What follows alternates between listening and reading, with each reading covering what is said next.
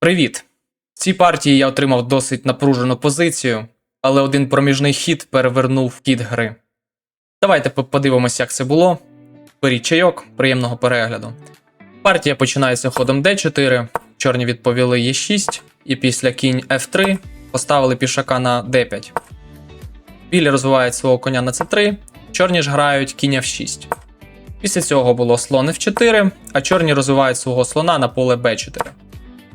Білі згоняють цього слона, слон йде на А5, і після Б4 йде на Б6.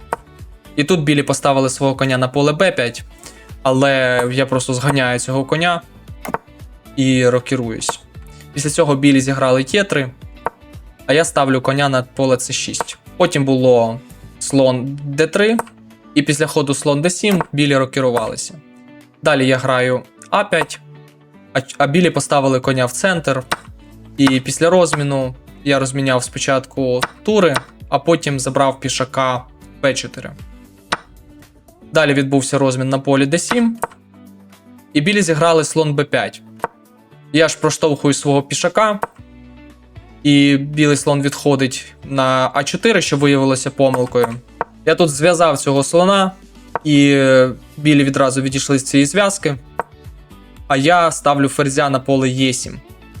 Далі білі розвивають свою туру на поле А1, а я проштовхнув пішака С5. І це дало білим можливість поставити свого коня на поле Б5. Далі після розміну білі зіграли Д6, і тепер ферзь відходить на поле Д7. Плюс до цього це була вилка на мого коня, і тепер після того, як ферзь відійшов, я втратив цього коня. Але чому ж тоді комп'ютер оцінює цю позицію на користь чорним? Виявляється, що після того, як я тут візьму на полі Е3 пішаком, білим не можна було відходити конем, атакуючи мого ферзя. Тепер після цього проміжного ходу взяття на полі F2, білі не можуть ще бити мого ферзя, тому що їм шах.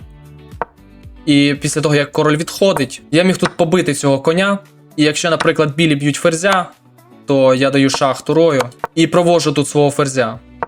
Після цього чорні отримають мат в один хід.